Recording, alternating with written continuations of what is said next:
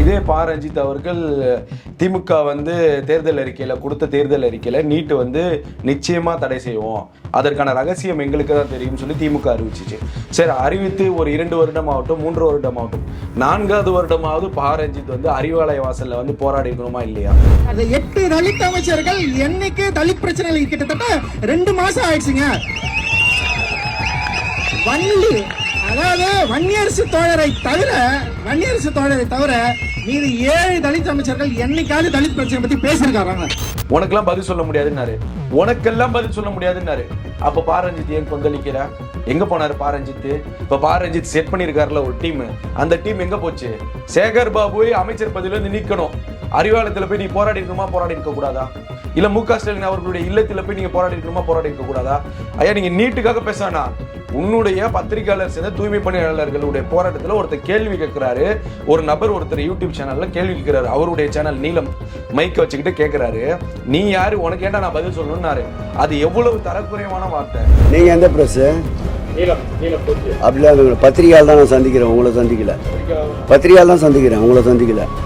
பத்திரிகையால் தான் கேள்வி, பத்திரிகையால் தான் சந்திக்கிறேன், உங்களை சந்திக்கல. இந்த அறிவு, இந்த அமீர், இவங்கெல்லாம் ஒட்டுமொத்தமாக எல்லாம் சேர்ந்து அறிவாலய வாசல்ல போயிட்டு எப்படி சேகர் பாபு இப்படி பேசலாம், தரம் தாழ்ந்த வார்த்தை, நீலாம் ஒரு ஆளா, உனக்கு நான் ஏன்டா பதில் சொல்லணுங்கிற இந்த பாணியில தான் சேகர் பாபு சொன்னார். இந்த ஜனநாயகன் ரிலீஸ் அப்போ நீட்டுங்கிற ஒரு பிரச்சனை இருக்கு. சரி, நீட் இப்போ போராட்டம் நடக்கல, ஜனநாயகன் ரிலீஸ் எப்படி இருந்திருக்கும்? சிம்பிள், யோசிச்சு பாருங்க. இருந்தாலும் ஏதாவது ஒரு விமர்சனம் வந்து வந்துட்டே இருந்திருக்கும். தமிழ்நாட்டில் வைக்கக்கூடிய குற்றச்சாட்டு எங்க? ஜனநாயகமா ஜனநாயகனா? இது ஒரு கேள்வி. நீட்டை முற்றிலுமாக ஒழிக்கணும். நீட்டை முற்றிலுமாக ஒழிக்கணும்னா 21ல இருந்து 25 வரைக்கும் என்ன பண்ணிட்டு இருந்தீங்க? கம்பு சுத்திட்டு இருந்தீங்களா? நான் கேக்குறேன். சனம் அவர்களும் வந்து பேசிட்டு இருக்கும்போது மைக்க புடிங்கிட்டாங்க. இப்ப சொல்லலை, சனம் அவர்கள் கலந்து கொண்டு திமுக விமர்சிப்பதும் திமுகவினர் கலந்து கொண்டு தாவேக விமர்சிப்பதும் இது ரெண்டுமே ஆபத்தானதுங்கிற, நான் 2 பேர் செய்யறது தவறுங்கிற.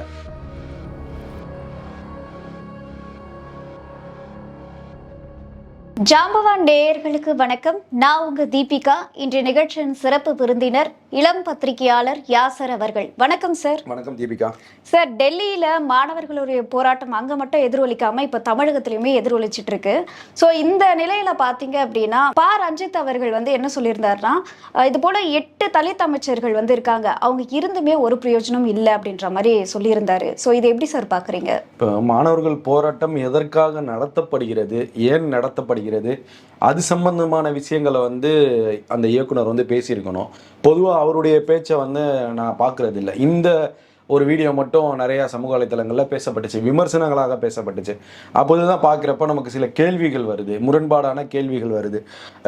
இதே பா ரஞ்சித் அவர்கள் திமுக வந்து தேர்தல் அறிக்கையில் கொடுத்த தேர்தல் அறிக்கையில் நீட்டு வந்து நிச்சயமாக தடை செய்வோம், அதற்கான ரகசியம் எங்களுக்கு தான் தெரியும்னு சொல்லி திமுக அறிவிச்சிச்சு.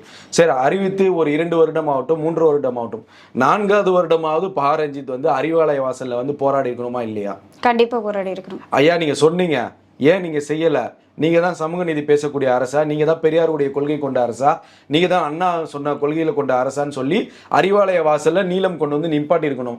அதே நீலம் பத்திரிகையை சேர்ந்த, நீலம் யூடியூபை சேர்ந்த ஒரு பையன் தூய்மை பணியாளர்களுடைய போராட்டம் நடத்துறப்ப சேகர் பாபுட்ட மைக்க நீட்டுறான்.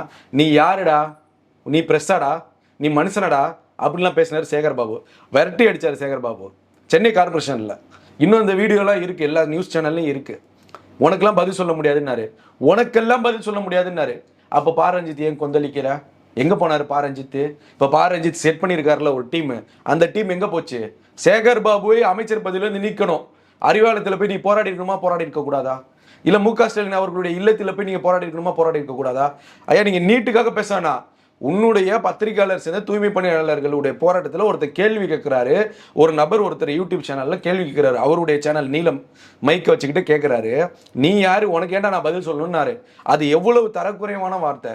தரம் தாழ்த்து அந்த மனிதரை பார்த்தார் சேகர் பாபு. அப்போ உடனே என்ன பண்ணியிருக்கணும் ரஞ்சித் அவர்கள்? இந்த டீம் இப்ப சேர்த்தாங்களே, இந்த டீம், இந்த அறிவு, இந்த அமீர், இவங்கெல்லாம் ஒட்டுமொத்தமாக எல்லாம் சேர்ந்து அறிவாலய வாசல்ல போயிட்டு எப்படி சேகர் பாபு இப்படி பேசலாம், தரம் தாழ்ந்த வார்த்தை. நீலாம் ஒரு ஆளா, உனக்கு நான் ஏன்டா பதில் சொல்லணுங்கிற இந்த பாணியில தான் சேகர் பாபு சொன்னார். ஏன்னா கூட மற்ற பத்திரிகையாளர்கள் இருக்காங்க, புரியுதா உங்களுக்கு? அப்ப இந்த பாணியில சொல்லும் போது அவர் உங்கள் சமுதாயத்தை குறித்து தான் பேசுறாரு சேகர் பாபு. அப்ப இந்த தலித்துங்கிற தாழ்த்தப்பட்ட இந்த பார்வைங்கிறது சேகர் பாபுட்டு அன்னைக்கு இருந்துச்சு இல்ல. அன்னைக்கு ரஞ்சித் எங்க போனாரு? ஏன் கேள்வி கேட்கல? கேள்வி வருது இல்ல. நீ சரி, இப்ப நீட்டுக்கான போராட்டம், நீட்டை பற்றி இந்த மேடைகள் ஏதாவது பேசப்பட்டுச்சா? குறிப்பா ஒரு விஷயம் ஏதாவது சொல்லுங்க. நீட்டை பற்றி ஏதாவது ஒரு கேள்விகள் வச்சிருந்தாங்க இல்லையா? அதாவது இப்போ ஜனநாயகன் படம் வந்து ரிலீஸ் ஆனதை வச்சுதான் எல்லாரும் கொண்டாடிக்கிட்டு இருக்காங்க, அமைச்சர்கள் எம்எல்ஏக்கள்லாம். ஆனா அந்த டெல்லி மாணவர்களுக்காக கூட ஏதாவது யாராவது சப்போர்ட் பண்ணாங்களா? ஒரு அறிக்கையாவது வெளியிட்டாங்க? 1977 எம்ஜிஆர் அவர்கள் முதல்வர் ஆகிறாரு. அந்த முதல்வர் ஆவதற்கு முன்பே சில படங்களை நடித்து வைக்கிறாரு. 2 படங்களை நடிக்கிறாரு. இப்போ அதே போல் இப்போ இருக்கக்கூடிய முதல்வர் ஜோசப் விஜய் திரைப்படம் முதல்வர் ஆவதற்கு முன்பே நடித்த படம் ஜனநாயகன். ஓகேவா? 77 எம்ஜிஆர் வந்து மீனவண்ணன் பண்ண ஒரு படத்தை வந்து நடிக்கிறாரு. அன்றைய தினம் தமிழ்நாட்டில் கொண்டாடப்பட்ட வரலாறு என்னங்கிறது முரசொலியில் இருக்கு, திமுகவுடைய லைப்ரரியில் இருக்கும், முரசொலியில் இருக்கும், இல்லை விடுதலைங்கிற ஒரு பத்திரிகையில் இருக்கும், தீக்கதிரில் இருக்கும். நீங்கள் அந்த செய்திகள்லாம் போய் பாருங்கள். அன்றைய தினம் 1977 எம்ஜிஆர் அவர்களுடைய நடித்த 2 படங்கள் திரையிடப்படுகிறது. ஒரே வருடத்தில் 2 படங்கள். அப்போ அன்றைய தினம் அமைச்சராக இருந்த பண்ருட்டி ராமச்சந்திரன், ஆர்.எம். வீரப்பன், இன்னும் பல அமைச்சர்கள்லாம் போயிட்டு அந்த திரைப்படத்தை ரசித்தாங்க, கொண்டாடினாங்க. புரியுதா? 1977 நான் சொல்கிறது. அன்றைய காலகட்டம் இந்த மாதிரி சோசியல் மீடியா இருக்கா? இல்லை. செய்தித்தாள் தான், அடுத்த நாள் தான். ஒரு சில செய்தித்தாள் 2 நாள் கழித்துலாம் வரும். ஏன்னா ட்ரெயினில் போடுவாங்க. பேருந்து வசதி கூட திருச்சியிலேருந்து சென்னைக்கு வரணும், சென்னையிலேருந்து திருச்சிக்கு போகணும் பேப்பர்னாலும் 1 நாள் ஆகும். அப்படி தான் நம்மளுடைய சாலை வசதிகள்லாம் இருந்துச்சு. ஆல்மோஸ்ட் 2 நாள் கூட ஆகும் ட்ரெயின்லலாம் போட்டால். ஸோ அங்கே போட்டு இங்கே பேப்பர் எடுத்து அதை டிஸ்ட்ரிபியூட் பண்ணேன். அப்போ 1977 இதே செல்ஃபோனு, இதே வந்து இன்டர்நெட்டுடைய உலகம், இதே 5G 6Gலாம் இருந்திருந்தா எம்ஜிஆருடைய விமர்சனங்கள் எந்த அளவுக்கு இருந்திருக்கும் நினச்சி பாருங்களேன். 1977 நெட் இருக்குது. இப்போ நம்ம ஏஐல மிதக்கிறோம்னு வச்சுக்கோங்க. 77 இந்த விமர்சனங்கள்லாம் வந்திருந்தா நினைச்சு பாருங்க எப்படி இருந்திருக்கும். அதிக அளவுல இன்றைக்கு ஜனநாயகன் மீதும் விஜய் அவர்கள் மீது வைக்கக்கூடிய விமர்சனங்கள் இருக்குல்ல, அதை விட அதிகமாக இருந்திருக்கும். எப்போ? 77 அன்றைய காலகட்டம் உங்களுக்கு தொழில்நுட்ப இது கிடையாது, தகவல் தொழில்நுட்பம் பெரிய அளவில் பேசப்படலை. அதனால அந்த விமர்சனங்கள் அப்போ செய்தித்தாள்களில் தான் வந்துச்சு. எப்படி முதல்வராக இருந்து கொண்டு திரைப்படங்களை பார்க்குறாங்களே அமைச்சர்கள், ஒரே வரிசையில் 3-4 அமைச்சர்கள் பார்க்குறாங்களே, விமர்சனங்கள் வந்துச்சு. அங்கங்கே அந்தந்த அமைச்சர்கள் தலைமையில் ஒரு டீமே போய் தேட்டரில் படம் பார்த்தாங்க அன்றைய தினம், அப்போதைய இருந்த முதல்வர் எம்ஜிஆருடைய காலத்தில். ஸோ இப்போ நம்ம என்ன சொல்ல வரோம்னா, விமர்சனங்கள் வைக்கும்போது எல்லா காலத்திலையும் இது இருந்தது. இது ஜனநாயகனுக்கு மட்டும் புதுசு கிடையாது. அவர் படம் நடிக்கும்போது இந்திய எதிர்ப்பு போராட்டமோ, மொழி ரீதியான போராட்டமோ, இல்லை இனம் ரீதியான போராட்டமோ, இல்லை நீட்டு போன்ற எந்த போராட்டமும் இல்லை, பிரதிபலிக்கல. அதனால அந்த மேட்ரு கடந்து போகப்பட்டது. ஓகேவா? அது ஒரு பார்வை. இப்போ நான் என்ன கேட்கிறேன், இப்போ இந்த ஜனநாயகன் ரிலீஸ் அப்போ நீட்டுங்கிற ஒரு பிரச்சனை இருக்கு. சரி, நீட் இப்போ போராட்டம் நடக்கல, ஜனநாயகன் ரிலீஸ் எப்படி இருந்திருக்கும்? சிம்பிள், யோசிச்சு பாருங்க. இருந்தாலும் ஏதாவது ஒரு விமர்சனம் வந்து வந்துட்டே இருந்திருக்கும். ஏதாவது ஒரு விமர்சனங்கள்ல தாவேக்காவை விமர்சனம் செய்யணும், அதுதான் மேட்ரு. தாவேக்காவுடைய அமைச்சர்களை விமர்சனம் செய்யணும், அதுதான் அவர்களுடைய நெரேட்டிவ். நான் என்ன சொல்றேன், நீட் போராட்டம்னா எதுவுமே கிடையாதுமா, ஜனநாயகன் ரிலீஸ் எப்படி இருந்திருக்கும் நீங்க சொல்லுங்க. இதே அமைச்சர்கள் அழுகுறாங்க, எப்படி இருந்திருக்கும்? விமர்சனம் வைக்கப்பட்டுட்டே தான் இருக்கும். விமர்சனம்ங்கிற அந்த வார்த்தை வந்துருது இல்ல, அதுதான் கூடுதலா அடிஷ்னலா நீட்டுங்கிற அந்த போராட்டம் நடக்குது. ஸோ ரெண்டையும் கம்பேர் பண்ணி ஒரு நெரேட்டிவ் செட் பண்றாங்க. சிம்பிள் தட், அவ்வளவுதான். உங்களுக்கு புரியுதா? விமர்சனம்ங்கிறது வைக்கணும், விஜயின் மீதும், விஜயின் அமைச்சரின் மீதும், விஜயின் அரசின் மீதும் ஏதாவது ஒன்று வைக்கணும். அந்த விமர்சனம்ங்கிறது எப்படி இருக்கு? மக்கள் நலனுடைய விமர்சனங்களா இருக்கா? அதுதான் நம்ம கேள்வி. மக்கள் நலனுடைய விமர்சனங்களை நீங்க வைங்க. மக்களுக்கு ஆதரவான விஷயம், மக்களுக்கு எதிராக தாவேக்கா அரசு செயல்படுது, விமர்சனம் வைங்க, ஏற்றுக்கொள்கிறாங்க. விர்ச்சுவல் வாரிசை எடுத்துக்குவாங்க, சார் இது தப்பு, தளபதி இது தப்பு, அண்ணா இது தப்புன்னு விர்ச்சுவல் வாரிசு போடுறாங்க சமூக வலைத்தளங்கள். நானும் பார்க்குறேன். விர்ச்சுவல் வாரிசு ஒரு தரைபட்சமாக எங்கும் நடந்து கொள்ளவில்லை. விர்ச்சுவல் வாரிஸ் தவறு என்றால் தட்டி கேட்குறாங்க, இது தப்புன்னா அவங்க ஷேர் பண்ணுறாங்க. இந்த விஷயங்கள் தவறுனா உடனே கீழே அவருடைய முதலமைச்சர் பழக்கப்படுது, அண்ணா இதை கவனிங்கள், அமைச்சரே இதை கவனிங்கள், புஷி ஆனந்தே இதை கவனிங்கள்னு பதிவுகளை போடுறாங்க. அது வரவேற்கிறோம். அது ஆரோக்கியமான அரசியல். எல்லாருக்கும் எல்லா விஷயத்திற்கும் முட்டு கொடுக்கல தாவேகா. சார், இப்போ இதுல தான் என்ன அப்படின்னா, தமிழகத்துல இருந்து சில இன்ஃப்ளூயன்சர்லாம் வந்து டெல்லிக்கு போறாங்க. அங்க இருக்கக்கூடிய மாணவர்கள் கிட்ட சில கேள்விலாம் எடுக்கும் பொழுது அங்க வைக்கக்கூடிய மாணவர்களும் என்னன்னா, நிறைய ஸ்டேட்டோடைய முதல்வர்கள்லாம் எங்களுக்கு சப்போர்ட் பண்றாங்க, இன்னும் விஜய் அவர்கள் ஏன் எங்களுக்கு சப்போர்ட் பண்ணல? நீட்டுங்கிறது ஒரு வந்து இந்த போராட்டம்ங்கிறது எதுக்காக போராட்டம்? டெல்லியில் நடக்கக்கூடிய போராட்டத்துக்கும் தமிழ்நாட்டில் நடக்கக்கூடிய போராட்டத்துக்கும் முற்றிலுமான வித்தியாசங்கள் இருக்கு. நீட்டை பற்றி தெரிஞ்சுக்கோங்க. டெல்லியில் நடக்கக்கூடிய போராட்டம்ங்கிறது ஒரு அமைப்பு, சிஜேபிங்கிற ஒரு அமைப்பு. இந்த அமைப்பு இன்டர்நெட்டில் ஒரு நகைச்சுவைக்காக உருவாக்கப்பட்டது. அது காலப்போக்கில் ஒரு அமைப்பாகி ஒரு கட்சியாக பதிவு செய்யப்படுகிறது. அப்போ அந்த அமைப்பின் தலைவர்கள் ஒரு விஷயத்தை பதிவு செய்கிறாங்க. அப்போது கூட ஒரு சோசியல் ஆக்டிவிட்டிஸ் இருக்கார் சோனமாங்கு. இப்போ இதுதான் அங்கே போராட்டமாக நடக்குது. பிரதானமாக அவங்க வைக்கக்கூடிய குற்றச்சாட்டு என்ன தெரியுமா? நீட்டால் முறைகேடு, வினாத்தால் முறைகேடு. லீக் ஆயிடுச்சு கொஸ்டின் பேப்பர். எப்படி லீக் ஆகும்? பல லட்சம் பேர் எழுதுறாங்கல்ல. நீங்கள் எக்ஸாம் எழுதுறதுக்கு முன்னாடி போய் தாலியாக இருக்கிறீங்க, பேண்ட்டை செக் பண்ணுறீங்க, ஒரு பெண்களுடைய அந்த மாதவிடைக்காக பயன்படுத்தக்கூடிய சானிட்டரி இதை செக் பண்ணுறீங்க, முழுவதுமாக கல்லூரி அந்த பெண்களை இளம் மாணவர்களை செக் பண்ணுறீங்க. இதெல்லாம் செய்ய தெரிந்த மத்திய அரசுக்கு ஏன் வினாத்தாள் கசிவை கண்டுபிடிக்க முடியல? இதுதான் பிரதானமாக வைக்கக்கூடிய குற்றச்சாட்டு. இது அப்படியே டெல்லியிலேருந்து தமிழ்நாட்டுக்கு வாங்க. தமிழ்நாட்டில் வைக்கக்கூடிய குற்றச்சாட்டு எங்க? ஜனநாயகமா ஜனநாயகனா? இது ஒரு கேள்வி. நீட்டை முற்றிலுமாக ஒழிக்கணும். நீட்டை முற்றிலுமாக ஒழிக்கணும்னா 21லேருந்து 25 வரைக்கும் என்ன பண்ணிட்டு இருந்தீங்க? கம்பு சுத்திட்டு இருந்தீங்களா? நான் கேட்குறேன். கம்பு சுத்திட்டு இருந்தீங்களா? என்ன மக்களை பார்த்தா முட்டாளா தெரியுதான்னு நான் கேட்குறேன். 21 வரைக்கும் 25 வரைக்கும் நீட்டின் ரகசியம் எங்களுக்கு தான் தெரியும், உதயநிதி சொன்னார்ல. அப்போ இதே போராடக்கூடிய மாணவர்கள், இளைஞர்கள் ஏன் உதயநிதி வீட்டு வாசலுக்கு போகல?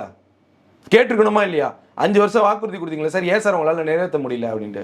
அப்போ அவங்க ஒரு பதில் சொல்லியிருப்பாங்கல்ல, அந்த பதில் தான் தாவேகாவும் சொல்லும். சிம்பிள்மா. நாங்கள் மத்தியில் ஆட்சியில் இல்லைப்பா, காங்கிரஸ் மத்தியில் ஆட்சியில் இல்லை, எங்களால் நீட் தடை செய்ய முடியல, தோல்வி அடைஞ்சிருச்சு காங்கிரஸ், இதை தானே சொல்லியிருக்கும் திமுக. இப்போ தாவேகானால என்ன செய்ய முடியும் சொல்லுங்க? நீங்க சொல்லுங்க. ஒரு நெறியாளராக இந்த வீடியோ பார்க்கக்கூடிய ஊடகத்திலே யாருனாலும் பார்க்கட்டும், இந்த போராட்டம் நடத்தக்கூடிய தாவேகா அரசினால் விஜய் அவர்கள் வந்துட்டாரு போராட்டத்துக்கு, நீட் தடையாயிருமா? முடியாது. ஏன்னா ஒரு மாநில அரசால அதை பண்ண முடியாது. அப்புறம் எதுக்கு விஜய் விமர்சனம் வைக்கிறீங்க? எதுக்கு வைக்கிறீங்க? ஏன்னா விஜய் அவர்கள் எதுக்கு வைக்கிறாங்க புரியுதா உங்களுக்கு? விமர்சனம் வைக்கணும், அவர் மீது அவதூறு பரப்பணும், அவ்வளவுதான், வேற ஒண்ணும் கிடையாது.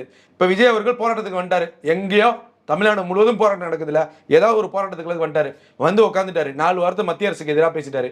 சாயங்காலமே நீட் ரத்து, நீட் தமிழ்நாட்டிற்கு விலக்கு கொடுக்கப்படுகிறது, செய்தி வந்துருமா? இல்ல மத்திய அரசு அறிவிச்சிருமா? வராது. அப்புறம் என்னத்துக்கு நீங்க தாவேகா மேல விமர்சனம் வைக்கிறீங்க?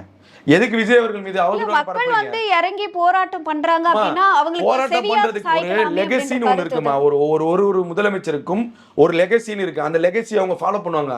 அந்த லெகசி தான் மத்திய அரசு அளவுல பேசப்படும். இந்த முதலமைச்சர் இப்படிதான், இந்த சைட்ல தான் ஒரு கையாளுவாருங்கிற அந்த லெகசி இருக்குல்ல, அதையே விஜய் அவர்கள் விட்டு கொடுக்கணும். அவருக்கு தெரியுமா, அவர் போராட்டத்தில் கலந்து கொண்டாலும் எந்த பலனும் இல்லை, அவர் அறிக்கை கொடுத்தாலும் எந்த பலனும் கிடையாது, நோஸ்கட் ஆகிறதுக்கு ஆகாம இருக்கிறதே மேல். இதுதான் நம்மளுடைய நிலைப்பாடு. இப்ப நான் என்ன கேட்கிறேன், 21லேருந்து 25 வரைக்கும் வாக்குறுதி கொடுத்து காங்கிரஸோட கூட்டணி வச்சு காங்கிரஸுடைய நாடாளுமன்ற தோல்வியை தடவுன திமுகவை பார்த்து இந்த கூட்டணி கட்சிகள், இந்த ரஞ்சித், இந்த இயக்குநர்கள், இந்த சினிமா நடிகர்கள்லாம் ஏன் அவர்களுடைய வீட்டு வாசலுக்கு போல, ஏன் கேள்வி எழுப்பல நீங்க? இதுதான் நம்ம கேட்கிறோம். இப்ப விஜய் அவர்களால தடுக்க முடியுமா? முடியவே முடியாது. மத்திய அரசுடைய அதிகார பலம் யார்கிட்ட இருக்கோ, மத்திய அரசுல பெரும்பான்மையா இருக்கக்கூடிய நாடாளுமன்ற உறுப்பினர்கள், மக்களவையுடைய உறுப்பினர்கள் யாரிடம் இருக்கிறார்களோ அவர்களால் மட்டுமே நிறைவேற்ற முடியும். இந்த மசோதாவை ரத்து செய்ய முடியும். அவ செய்ய முடியாத ஒன்று ஏன் விஜய் செய்யணும்? எதிர்க்கலாமே, மத்திய அரசை எதிர்த்தாவது. 2 விஷயம் இருக்குமா? 2 விஷயம் இருக்கு. லெகசிங்கிறது ஃபாலோ பண்ணுவாங்கம்மா எந்த முதல்வரும். இப்ப இன்றைக்கே ஒரு அறிக்கையை கொடுக்குறாரு, இல்ல ஒரு வீடியோ வெளியிடுறாரு விஜய் அவர்கள். இப்ப இதுக்கு ரியாக்ட் ஆகல அப்படின்னா, இது நம்ம ஒட்டு மொத்தமாக இன்று அவர் முதல்வர், நீங்க இந்த பார்வையில் ஒட்டு மொத்தமாக தமிழ்நாடு முதல்வர் விஜய் அவர்கள் பேசியும் மத்திய அரசு செவிசாய்க்கவில்லை. இது தேசிய அளவுல ஊடகங்கள்ல செய்திகளாக வரும். புரியுதா? நீங்க எல்லா முதல்வரும் இதை செய்யணும்னு யாரும் ஆர்டர் பண்ண முடியாது. ஒவ்வொரு முதல்வருக்கும் ஒவ்வொரு ஸ்டைல் இருக்கு, ஒரு லெகசி இருக்கு. அந்த லெகசியை ஃபாலோ பண்ணுவாங்க. உங்களால 50-60 ஆண்டு காலமாக திராவிட கட்சிகள் உங்களாலே ஒன்றும் பண்ண முடியல. இன்றைக்கு 2 வருஷம் கட்சி நடத்திட்டு 2-3 மாதங்கள் தான் ஆகுது முதலமைச்சராக. இவரால என்ன செய்ய முடியும்? இல்ல என்ன இதெல்லாம் என்ன விமர்சனம்? இது தரம் கெட்ட விமர்சனம். 2 மாசம் ஆயிருச்சு, இன்னுமே ஒரு ஸ்டெப் கூட 20 வருஷம் ஆனாலும் மத்திய அரசு நினைத்தால் மட்டுமே நீட் ரத்து செய்ய முடியும். மாநிலங்கள் அரசால் முடியாது. இது சிம்பிள். இது எல்லாருமே தெரிஞ்சுக்கணும். தயவு செஞ்சு இதுதான் சில மாற்றங்களை கொண்டு வரலாம். நீட்ல என்ன பிரச்சனைகள் இருக்கு, இந்த மாற்றங்களை கொண்டு வரலாம். இதை மத்திய அரசுகிட்ட அழுத்தம் கொடுக்கலாமே தவிர, அதுவும் எப்போனா நமக்கு நாடாளுமன்ற உறுப்பினர்களுடைய அந்த எண்ணிக்கை இருக்குல்ல, அது பலமாக இருக்கும்போது அந்த குரல் அங்கே ஒலிக்கும். புரியுதா? இன்னைக்கு நீங்க அந்த குரல் தாவேக்காவுக்கு இல்லை. தாவேக்காவுக்கு இன்னும் எம்பி எலெக்ஷன் அவங்க சந்திக்கல, இன்னும் லோக்கல் எலெக்ஷன் சந்திக்கல, இன்னும் இந்த ஆட்சியை தக்க வைக்கிறதுக்கு இடைத்தேர்தல்கள் இருக்கு. இவங்களுக்கு இவ்வளவு சிக்கல் இருக்கும்போது இந்த போராட்டத்தை நடத்தி அங்கே நோஸ் கட் ஆச்சுன்னா அந்த லெகசி ஃபார்மேட் உடைக்கப்படும். அவங்க தேசிய அரசியலை நோக்கி நகரும் போது இதை அவங்க செய்ய மாட்டாங்க. புரியுதா? அழுத்தம் கொடுக்க வேண்டிய அவசியம் இல்லை. இல்ல தாவேக்கா முற்றிலும் பாஜகவோட ஒரு அங்கமாக இருக்கிறதுனா இன்னைக்கு எங்கேயுமே போராட்டம் நடந்திருக்காது. டெல்லியில எப்படி தடியடி நடக்கப்பட்டுச்சோ அதே போல தமிழ்நாட்டில் எல்லா இடத்திலும் நடந்திருக்கும். இன்னைக்கு தமிழ்நாட்டில் எல்லா இடத்திலும் மாணவர்கள் போராடுறாங்க. தமிழ்நாட்டில் மாணவர்கள் போராடுறாங்க. எந்தவித சண்டை சச்சரவு இல்லாம இந்த போராட்டம் அறவழியில நடத்தப்படுகிறது. இதற்கு அரசு ஆதரவு கொடுக்கிறது, போலீஸ் பாதுகாப்பு இருக்கு. இது தாவேக்கா செய்து, இது வரவேற்கத்தக்கது, பாராட்டத்தக்கது. நீங்க யார் வேணா கலந்துக்கோங்கன்னு சொல்றாங்க. இல்ல நீங்க போராட்டம் நடக்குது, அதுக்கு அனுமதி கொடுக்குறாங்கன்னு சொல்றீங்க. ஆனா மனிதநேய மக்கள் கட்சி தலைவர் வந்து என்ன சொல்றாரு அப்படின்னா, நீங்களும் நீட்டை எதிர்க்கிறீங்க அப்படின்னா அதை நிரூபிக்கணும்னா முதல்ல போராட்டத்துக்கு அனுமதி கொடுங்க. நான் என்ன கேட்கிறேன், நீங்க 5 வருஷமா இருந்தீங்க, வாக்குறுதி கொடுத்தவங்களை ஏங்க பேசவே மாட்டீங்க? இந்த போராட்டம் யாருக்காக பண்ண வேண்டும்? திமுக எங்களை ஏமாற்றியது, திமுக மக்களை ஏமாற்றியது, திமுகவினால் நிறைய மாணவர்கள் தற்கொலை செய்து கொண்டார்கள், 21 முதல் 25 வரை உதயநிதி செங்கக்கல்லை எடுத்துக்கொண்டு பிரச்சாரம் செய்தார் அப்படின்னு சொல்லி இந்த கட்சியினர்லாம் ஏன் பேச மாட்டீங்க? நான் கேட்கறது இதுதான். பொதுமக்கள் பார்க்குறாங்கல்ல, பொதுமக்களுடைய பார்வையில் இருக்குல்ல, காங்கிரசும் திமுகவும் தான் நீட்டை கொண்டு வந்தது. இதில் மாற்று கருத்து இல்லை. காங்கிரஸ் கொண்டு வந்த திட்டங்கள் தான், இன்றைக்கு காங்கிரஸ் கொண்டு வந்த நெடுஞ்சாலை திட்டங்கள் தான், காங்கிரஸ் கொண்டு வந்த ராஜீவ்காந்தி வீடு வழங்கும் திட்டம் தான், இன்னைக்கு மகாத்மா காந்தி 100 நாள் வேலை வழங்கும் எல்லாமே காங்கிரஸ் கொண்டு வந்து தான் இப்போ ஆட்சியில் இருக்கக்கூடிய பாஜக செயல்படுது. வேறு பேர்கள் சில இடங்களில் மாற்றப்படுது. இதுதான் சிம்பிள் தட். அப்பதை போட்டு தான் நீட்டும் கொண்டு வந்தது காங்கிரஸ் தான். அந்த காங்கிரசுடன் ஏன் கூட்டணி வைத்தது திமுக? ஏன் மறைத்தது திமுக? இதுதான் நம்ம கேள்வி. இதை செய்யாம 3 மாதங்களான இந்த அரசினால் என்ன செய்ய முடியும்? சிம்பிள் நீங்க கேள்வி இதுதான். நீங்க என்ன கேள்விகள் அழுத்தமாக கேட்டாலும் 60 ஆண்டுகளாக தமிழ்நாட்டை ஆண்ட கட்சிகள்னால செய்ய முடியாத விஷயத்த 3 மாதங்களில் வந்த ஒரு கட்சி எப்படி செய்ய முடியும்? இதுதான் கேள்வி, என்னோட கேள்வி. இதுக்கு விளக்கத்தை கொடுக்க சொல்லுங்க. இல்ல அதத்தான் நான் என்ன சொல்றேன், அழுத்தம் கொடுக்கிறாருமா, வீடியோ போட்டுட்டாருமா, எல்லாம் பண்ணிட்டாரு, நீட் ரத்து ஆயிருமா? நான் கேட்குற சிம்பிள் கேள்விமா. நீங்க கேட்கக்கூடிய அந்த போராட்டக்காரங்க கேட்கக்கூடிய கேள்வி தான் கேட்கிறேன். ஐயா நீங்க சொல்றீங்க ரைட்டு, முதல்வர் விஜய் அவர்கள் களமிறங்குறாரு, போராட்டத்தில் கலந்துக்கிறாரு, போராட்ட பாஜகவுக்கு எதிராக பேசுறாரு, வைக்கிறாரு. என்ன நடந்துரும்? நான் கேட்கிறேன், என்ன நடந்துரும்? இல்ல மக்களுக்கு முதல்வர் நம்ம கூட தான் இருக்காருன்னு மக்களுக்காவது தெரியணும் இல்லையா? அவர் பேசாமலே இருந்தா அதற்கான ஆதரவு தான் இந்த போராட்டக்காலங்கள் முற்றிலும் தடை செய்யப்படுகிறது தமிழ்நாட்டில். அப்படின்னா நீங்க சொல்ற வாதம் ஏத்துக்கலாம், நாங்களும் எதிர்ப்போம். ஒரு பத்திரிகையாளராக அது தவறு நம்ம எதிர்ப்போம். ஒன்றுமே செய்ய முடியாத அரசால் அவங்க என்ன செய்ய முடியும்? இன்றைக்கு உங்களுக்கு ஆதரவு கொடுத்தனால தான் எல்லா இடத்துலையும் நீங்கள் போராடுறீங்க. உங்களை எதிர்க்கலையே. கட்சிகள் மாறியும் பல இடங்களில் பல குரல்கள் ஒலிக்கப்படுது. அவங்க தாவேக்கா எதிர்க்கலையே. இதே ஆதவர்ஜுனன் சொல்றாரு நீட்டுடைய முற்றிலும் நீட்டுடைய எதிர்ப்புங்கிறது தாவேக்காவுடைய அரசுடைய நிலைப்பாடுன்னு சொல்லிட்டாரு. யாரு? முதல்வர் தேர்தல் அறிக்கையிலும் சொல்லியிருக்காங்க, தாவேக்காவும் சொல்லியிருக்கு, ஆதவர்ஜுனும் சொல்லிட்டாரு. இதற்கு மேல் தாவேக்கா என்ன செய்யும்? தங்களுடைய நிலைப்பாடுன்னு அது சொன்னதுக்கு அப்புறம் அவங்களால என்ன செய்ய முடியும்னு நான் கேட்கிறேன். இதுக்கு மேல என்ன செய்ய சொல்றீங்க? இல்ல இப்ப இதுல இன்னொரு கேள்வி என்ன வருது அப்படின்னா, இப்போ ஒரு மாநிலத்தால நீட்டை வந்து ஒழிக்க முடியாது அப்படின்றது தெரிஞ்ச ஒரு விஷயம் தான். அப்போ திமுக வந்து அவங்க சொல்லிட்டாங்க அப்படின்றதுக்காக ஏன் ஒழிக்கலன்னு இதே குற்றச்சாட்டு தானே திமுக மீதும் வைத்தாங்க. ஆமாமா, வைத்தாங்கள் அப்படின்னா 5 ஆண்டு காலம் மட்டும் அவங்க ஆட்சியில இல்லை. நான் என்ன கேட்கிறேன், செய்ய முடியாத ஒரு விஷயத்த செய்கிறோன்னு சொல்லி ஏன் சொல்லணும்? இதுதான் தாவேக்கா வைக்கக்கூடிய கேள்வி.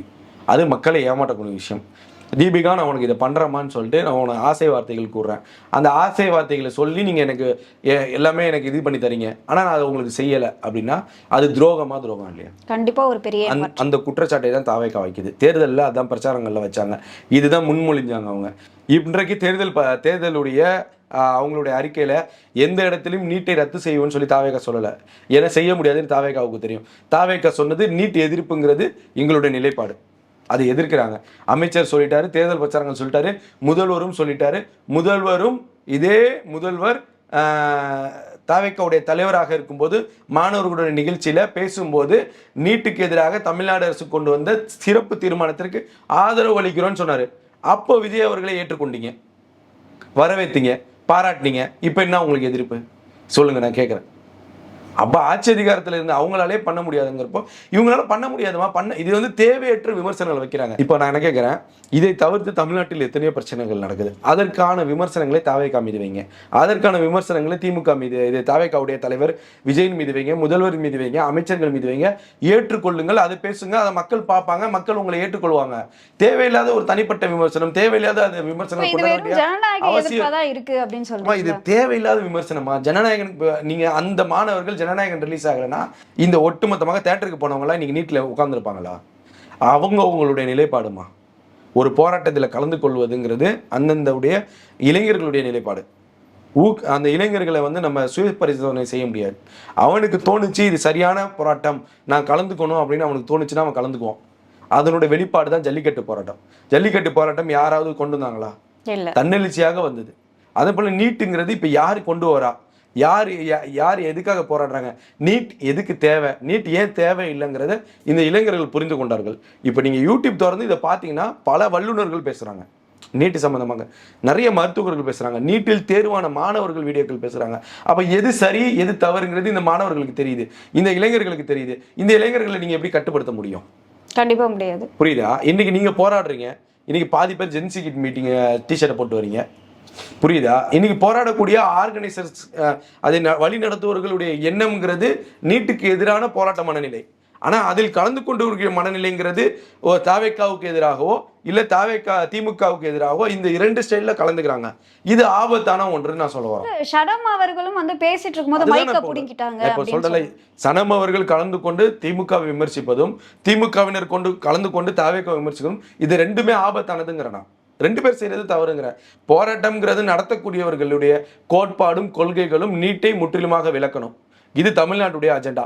டெல்லியில் நடக்கிறது நீட்டு, அந்த வினாத்தாள் கசிவு, அந்த அமைச்சரை வந்து பதவி நீக்கம் செய்யணும். இந்த 2-3 கோரிக்கைகள் தான் அவங்க வலியுறுத்துறாங்க. ஓகேவா? அப்ப அதற்கும் தமிழ்நாட்டுக்கும் வித்தியாசம் இருக்கு. அப்ப தமிழ்நாட்டில் இந்த அரசியலை ஏன் செய்யறீங்கன்னு நம்ம கேட்கிறோம். இது ஒரு ஆபத்தான அரசியல். இன்னைக்கு அங்க திமுக சனம் பேசும்போது திமுகவை சேர்ந்தவோ திமுக ஆதரவாளரோ ஏதோ செருப்பை தூக்கி வீசுறான், என்ன ஆகும்? கலவரமாகும். இல்ல ஜென்சிக்கு மீட்டிங் பேசுறப்ப, அந்த டீச்சரை பேசுறப்ப, ஜூலியோ பேசுறாங்க, யாரோ பேசுறாங்க, தாவேக்காவை சேர்ந்து அவர் ஆதரவாளர் அந்த போராட்டத்தில் கலந்துக்கிறார், அவர் தூக்கி செருப்பை வீசுறாரு. இது எந்த நிலைமைக்கு போகும்? புரியுதா? எல்லாமே ஒரு கலவரத்தை. அப்ப இந்த 2 விதமான போராட்டங்களும் தவறு, ஆபத்தானதுங்கிறத நம்ம சொல்றோம். இந்த மாணவர்களுக்கு உங்களால எந்த முறையில ஊக்கம் கொடுக்க முடியும், ஒரு ஆறுதல் கொடுக்க முடியுமோ அந்த விதத்துல கொடுங்க. இப்போ நீங்க சொல்றத பார்த்தா தமிழகத்துல அரசியல் ஆதாயத்துக்கு மட்டுமே நீட்டை வந்து கையில் எடுத்திருக்காங்க. ஆமா, அப்படிதான். அந்த ஒரு பார்வை தான். நான் இப்போ ரஞ்சித் அவர்கள் பேசும்போது கூட அந்த சமுதாயத்தை சார்ந்து பேசக்கூடாத சூழல் தமிழ்நாட்டில் இருக்கிறது. பெரும்பாலும் இப்போ பேசப்படல. இன்னும் ஒரு சில கிராமங்கள்ல இருக்கு, மாற்று கருத்து கிடையாது. ஆனால் மீண்டும் மீண்டும் ஒரு தலித்துங்க அந்த வார்த்தையை பயன்படுத்துவது ஏன்? தலித் அமைச்சர்களையும் அந்த குறி வைத்து பேச வேண்டிய அவசியம் இல்லையே. நீங்க எதுக்காக வந்தீங்க? நீட்டுக்காக வந்தீங்க, நீட்டை பத்தி பேசுங்க. இன்றைக்கு ஆம்ஸ்ட்ராங் அவர்களுடைய படுகொலைக்கு இதே சிபிஐ விசாரணைக்கு போகக்கூடாதுன்னு தடை போட்டது திமுக, வாதாடினது திமுகவுடைய அரசு வழக்கறிஞர்கள். அப்போ ரஞ்சித் ஏன் கேட்கல? அப்ப ரஞ்சித் எங்க போனாரு? ஆம்ஸ்ட்ராங்குடைய இந்த கேஸுக்கு இன்னைக்கு சிபிஐ விசாரணை நீதிமன்றத்துக்கு போய் வாங்கி கொடுத்துருக்கு தாவேகா அரசு. அதை பாராட்டினாங்க, போட்டுனாங்க எல்லாருமே. இதே ரஞ்சித் கூட பாராட்டினாரு. அப்படி இருக்கும்போது உங்களோட நிலைப்பாடு ஏன் அப்பப்போ மாறுது? எந்த கோணத்திலிருந்து நீங்க பேசுறீங்க? ஏன் பேசுறீங்க? உங்களுடைய போராட்டம் என்ன? நீட்டு யாருக்கானது? தாவேகா அரசுக்கும் நீட்டுக்கும் சம்பந்தம் இருக்கா? இல்ல. சம்பந்தம் இல்லாத ஒன்றை ஏன் செய்யணும் சார்? நீங்க என்ன சொல்லியிருக்கணும் போராட்டத்தில்? சார் தாவேகா அரசு, தாவேகாவுடைய முதல்வர் சார் கொஞ்சம் அழுத்தம் கொடுங்க, கொஞ்சம் போராட்டத்தில் மக்களுக்கு அதிகமான மக்கள் கலந்து கொள்வார்கள், கொஞ்சம் ஆதரவு கொடுங்க, இங்கே நடந்த போராட்டங்கள் பிரதிபலிச்சாதான் டெல்லியில் வந்து மாற்றம் வரும். இதை சொல்லியிருந்தா ஆரோக்கியமான ஒன்று. நீங்க அந்த கட்சியை சேர்ந்த அமைச்சர்களையும் உங்க சமுதாயத்தை சேர்ந்த அமைச்சர்களையும் பேசுவதுங்கிறது ஏற்புடையதா? இன்னொருத்தர் வராரு ஜனநாயகனை பத்தி பேசு. ஜனநாயகனுக்கும் இந்த போராட்டத்துக்கு சம்மந்தமே கிடையாது. நீங்க இழிவுபடுத்துறீங்க இந்த இளைஞர்களை. ஏங்க அது அவனுடைய பொழுதுபோக்குங்க. 30 வருஷமா இன்றைக்கு இந்த இளைஞர்கள் திரையில் பார்க்குறாங்களே, இந்த இளைஞர்கள், இவர்களுடைய வாக்கு தான் இன்றைக்கு முதலமைச்சராக ஆக்கியிருக்கு. அந்த இளைஞர்கள் அந்த தலைவரை பார்க்க ரசிக்க போகும்போது அதை நீங்க இழிவாக பேசும்போது திரும்பி அந்த விமர்சனம் உங்களுக்கு தான் வரும். இன்னைக்கு வந்துச்சா? இல்ல, விர்ச்சுவல் அதுக்கு வரை முக்கிய காரணமே சொல்றாங்களா? என்ன அப்படின்னா, தூத்துக்குடியில அருணாச்சலம் ஒருத்தர் வந்து லாக்அப் டெத் ஆகியிருக்காரு. சோ காவல்துறை முதல்வர் அவர்களுடைய கட்டுப்பாட்டுல இருக்கும் பொழுது இப்படி ஒரு சம்பவம் நடக்குது. அதாம்மா நீங்க படம் சொல்லிட்டேன். பார்க்க போறீங்க. 3 மாதங்கள் தான் ஆகுது. சில விஷயங்கள் சில அதிகாரிகள் செய்ய மாட்டாங்க. இன்னைக்கும் வந்து ஜிபேல 500 ரூபா அனுப்ப முடியல, 1000 ரூபா அனுப்ப முடியல, சொந்தக்காரங்களுக்கு அனுப்ப முடியலன்னு வருவாய்த்துறையை சேர்ந்த அதிகாரிகள் போராட்டம் பண்றாங்க. இப்ப நான் என்ன கேட்கிறேன், அந்த அதிகாரிகள் வருமானத்திற்கு அதிகமாக வைத்து நீங்க அனுப்பும் போது தான் பிரச்சனைக்குள்ளாகுது. உங்க சம்பளத்திலிருந்து அனுப்புனா யாராவது கேள்வி கேட்க போறானா? அப்ப அங்க என்ன தூண்டுதல் வருது? ஏன் அந்த அதிகாரிகள் போராடணும்? அப்ப இந்த அதிகாரிகளை போராடக்கூடிய அப்ப லஞ்சம்ன்ற ஒன்றை தவிர்க்க முழுமையாக தடை செய்யணுங்குது. அதனுடைய விளைவு தான் இந்த போராட்டம். புரியுதா? நீ உன் சம்பளத்தில் அனுப்புனீங்கன்னா யாராவது உன்னை கேள்வி கேட்க போறானா? இப்போ எனக்கு 50,000 ரூபாய் சம்பளம், 50,000 ரூபாயிலேருந்து நான் என் தங்கச்சி தீபிகாக்கு 5,000 ரூபாய் கொடுக்குறேன். என்னை யாராவது கேள்வி கேட்க முடியுமா? என்ன நீதிமன்றம் இருந்தாலும் நான் ஃபேஸ் பண்ணிக்குவேன். நீ அந்த 50,000 ரூபாய்க்கு மேலே 1 லட்ச ரூபா வச்சுன்னா நீ தீபிகாக்கு 50,000 அனுப்புனாதான் கேள்வி. இப்போ இதுதான் இங்கே பிரச்சனை. அப்போ இந்த வருவாய்த்துறை அதிகாரிகள் இந்த போராட்டம் நடத்துகிறாங்க. அப்போ ஏன் இந்த போராட்டம் வருது? அப்போ தவிக அரசு லஞ்சத்தை முழுமையாக முடக்கும் போது இந்த விஷயங்கள்லாம் வருது. அப்போ அதிகாரிகள் அரசுக்கு எதிராக ஒன்று திரள்றாங்க. இதே தான் காவல்துறையிலும் நடக்குது. சில காவல்துறை அதிகாரிகள் இன்னும் தவிக அரசையும் தவிக அமைச்சர்களும் ஏற்றுக்கொள்ளவில்லை. இன்னும் பல தமிழ்நாட்டில் இருக்கக்கூடிய அதிகாரிகள் இன்னும் முழுமையாக ஏற்றுக்கொள்ளவில்லை. ஏன்னா அவங்களுக்கு டைம் பீரியட் ஆகும். இவங்க எப்படி செயல்பட போகிறாங்க, என்ன மாதிரி என்ன செயல் திட்டங்களை கொண்டு வருவாங்கங்கிற டைம் பீரியட் ஆகும். இப்போ இந்த லாக்அப் டெத்துங்கிறது அதிகமாகுது. ஆமாம், இல்லை, மாற்று கருத்து கிடையாது. இதை முதல்வர்கள் தடுக்கணும், நிச்சயமாக தடுக்கணும். எந்தவித ஆலோசனையும் இன்றி, எந்தவித அமைச்சர்களுடைய ஆலோசனையின்றி, அதிகாரிகள் ஆலோசனையின்றி தன்னிச்சையாக முதல்வர் தங்களுடைய துறைகளை கண்காணிக்கணும். இல்லை கண்காணிக்கலைன்னா உங்களுக்கு உள்ளாட்சி தேர்தலையே மக்கள் பாடம் கூட்டிடுவாங்க. மாற்று கருத்து கிடையாது. லாக்அப் டெத்துங்கிறது ரொம்ப அவசியமான ஒன்று. அப்போ இங்கே அந்த துறையை நீங்கள் தான் எடுத்திருக்கீங்க, சட்டம் ஒழுங்கு. அப்போ சட்டம் ஒழுங்கு முதல்வருக்கு என்ன பண்ணணும்? என்னங்க பிரச்சனை இருக்குது? டிஜிபி கேட்கணும், சிறைத்துறை டிஜிபிகளை கூப்பிடணும், மண்டல ஐஜிகளை கூப்பிடணும். என்ன நடக்குது, ஏன் இந்த பிரச்சனைகள் வருது, காவல்துறையினருக்கு என்னென்ன தேவைகள் இருக்குது, என்ன அவங்க மனதளவில் காவல்துறையினர் பாதிக்கப்படுறாங்களா, ஒர்க் ப்ரெஷர் இருக்கா, என்ன பிரச்சனை, எல்லாத்தையும் கொண்டு வாங்க. வாரத்தில் ஒரு முறை விடுப்புங்கிறது கடந்த ஆட்சி காலங்களில் இருக்கு. அதை வேற ஏதாவது மாடிஃபை பண்ண முடியுமா பாருங்க. குடும்பத்தோட அவங்க நேரம் ஏமா போலீஸ்காரங்களுடைய வேலைங்கிறது பெரிய பணிமா. இன்னைக்கு மழையோ வெள்ளமோ வெயிலோ வந்தாலும் இந்த காவல்துறை தான் டிராஃபிக் கண்ட்ரோல் பண்றாங்க. இந்த காவல்துறை தான் எல்லாத்துக்கும் வராங்க. எல்லாத்துக்கும் ஒட்டுமா, அவர்களும் மனிதர்கள் தான். மனதளவுல ஏதாவது பிரச்சனைகள் இருக்கலாம், காவல்துறையோட உயரதிகளுடைய அழுத்தம் இருக்கலாம், அதனுடைய வெளிப்பாடுக்கு தான் அது. உடனே காவல்துறை ஒட்டுமொத்தமாக நம்ம குறை சொல்ல முடியாது. அதை களை எடுக்கலாம் முதல்வர். கடந்த ஆட்சி காலங்கள் நடந்தது, இதை விட கொடூரமாக நடந்தது. ஆனால் 50 வருஷம் உங்களுக்கு எக்ஸ்பீரியன்ஸ் இருந்தும் நடந்தது. நீங்கள் 2 வருஷத்தில் வந்திருக்கீங்க, 3 மாதம் ஆச்சு. உங்களால் இதை கண்ட்ரோல் பண்ண முடியும், நீங்கள் நினைத்தால் முடியும், மாற்று கருத்தே கிடையாது. காவல்துறைக்கு பேசிக்காக இருக்கக்கூடிய காவலர்களுக்கு என்ன பிரச்சனை, மாதம் ஒரு முறை, வாரம் ஒரு முறை, ஒரு டிஸ்ட்ரிக்டில் மனநல ஆலோசனை முகாம் வைங்க. காவல்துறை போய் கலந்துக்க சொல்லுங்க. மனதளவில் பாதிக்கப்பட்டிருக்காங்க, என்ன பிரச்சனை, துறை ரீதியான என்ன பிரச்சனை, துறை ரீதியாக அதிகாரிகளுடைய அழுத்தம் இருக்கா, அவங்க கொடுக்கக்கூடிய தகவலை ரகசியமாக கண்காணிச்சு அந்த அதிகாரி மேலே நடவடிக்கை எடுங்க. இந்த மாதிரி எவ்வளவோ மல்டிபிள் சாய்ஸ் இருக்கு, அதெல்லாம் கொண்டு வரணும் முதல்வர். ஸோ இந்த மாதிரி விஷயங்களை பண்ணலாம். இதை வந்து நம்ம கோரிக்கையாக வைக்கலாமா? இதை முதல்வர் பார்க்கும்போதோ இல்லை தவிகவினர் பார்க்கும்போதோ கொண்டு போய் சேர்ப்பாங்க. அப்போ அவங்களுக்கு என்ன பேசிக்காக இருக்கும், அப்படி ஒரு துறையில் களை எடுத்தாங்கனாலும் இந்த 1 வருடத்திற்குள்ள அரசு அதிகாரிகளை செட் பண்ணிக்கலாம். அடுத்த 4 வருடத்துக்கு சிறப்பான ஆட்சியை கொடுக்கலாம். இது நம்மளுடைய கருத்து. உங்களுடைய நேரத்தை பல்வேறு கேள்விக்கு விளக்கம் அளிச்சிருக்கீங்க, அதற்கு நன்றிமா.